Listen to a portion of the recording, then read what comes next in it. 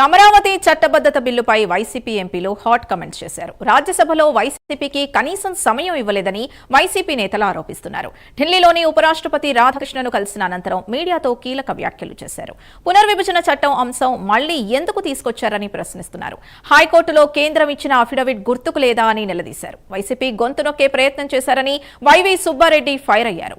రాజ్యసభలో వైసీపీకి 7 సభ్యులున్నారని 5 నిమిషాలు మాత్రమే తనకు సమయం ఇచ్చారన్నారు. ప్రజల దృష్టిలో వైసీపీ అమరావతికి వ్యతిరేకంగా ఉందని దుష్ప్రచారం చేయడానికే నిన్నటి సభలో వాతావరణం ఉందన్నారు.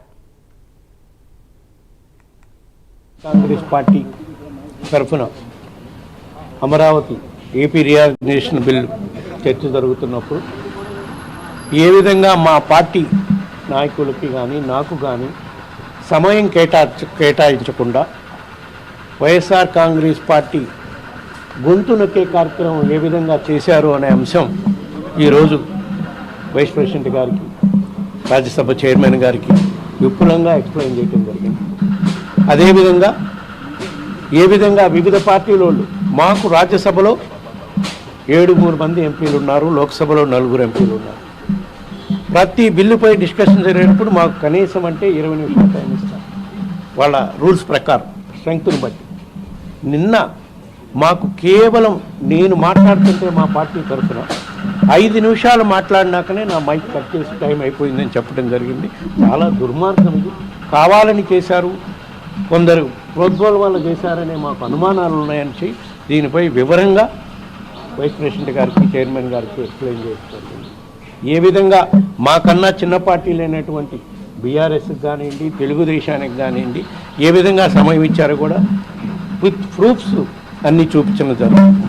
మాకన్నా తక్కువ సభ్యులు ఉన్న బీఆర్ఎస్ పార్టీకి ఒక్కొక్కరికి 10 నిమిషాలు మాట్లాడే విధంగా 2 మాట్లాడించేదానికి సమయం ఇచ్చారు. అదేవిధంగా రాజ్యసభలో తెలుగుదేశం సభ్యులు ఉండేది కేవలం 2. వాళ్ళిద్దరికీ 10 నిమిషాలు మాట్లాడే విధంగా టైం ఇచ్చారు. అంటే ప్రజల దృష్టిలో, దేశంలో ఉండే ప్రజలందరి దృష్టిలో వైఎస్ఆర్ కాంగ్రెస్ పార్టీ అమరావతికి వ్యతిరేకం అని దుష్ప్రచారం చేసే కార్యక్రమం చేయడానికి దీన్ని వేదికగా వాడుకున్నారని చెప్పి మేము ఈరోజు చైర్మన్ గారి దృష్టికి తీసుకోవడం జరిగింది. అమరావతి రీఆర్గనైజేషన్ అమెండ్మెంట్ యాక్టు రాజ్యసభలో వచ్చింది. రాజ్యసభలో వచ్చినప్పుడు డిస్కషన్స్ అందరికీ సమానంగా ఇవ్వాలి. వైఎస్ఆర్ పార్టీకి అన్యాయం జరిగింది. దాని గురించి మా పెద్దలు శ్రీ సుబ్బారెడ్డి గారు వివరంగా చెప్పారు. నేను 2-3 విషయాలు చెప్తాను.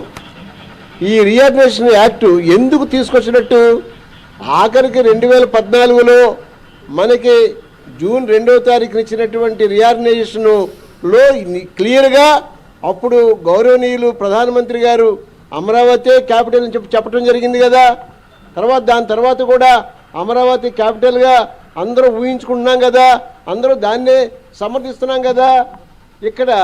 ఇక్కడ ఒక చిన్న మాట ఉంది. ఏంటంటే యూనియన్ గవర్నమెంటు సుప్రీంకోర్టుకి ఇచ్చినటువంటి ఎఫిడవిట్లో అమరావతి స్టేట్ విషయం కానీ, తర్వాత క్యాపిటల్ విషయం కానీ మా పరిధిలో లేదు, స్టేట్ గవర్నమెంట్ చూసుకోవాలన్నారు. స్టేట్ గవర్నమెంట్లో చూసుకోవాలని చెప్పి రైటింగ్లో ఇచ్చారు. రైటింగ్లో ఇచ్చిన తర్వాత ఇప్పుడు ఆల్ ఆఫ్ ఎ సడన్ ఎప్పుడో 2014 నుంచి మరి గౌరవ చంద్రబాబు నాయుడు గారు పరిపాలన చేస్తూనే ఉన్నారు. అప్పుడు 5 ఏళ్ళు చేశారు. ఇప్పుడు 2024 నుంచి ఇప్పుడు సుమారు 2 ఏళ్ళ పైన చేశారు. ఇప్పటి వరకు ఈ అమరావతి మీద రాని ప్రేమ ఇప్పుడు సడన్గా ఆయనకి చట్టం చేయాలని చెప్పి ఎందుకు వచ్చింది? చట్టం చేస్తే ఒరిగేది ఏంటి?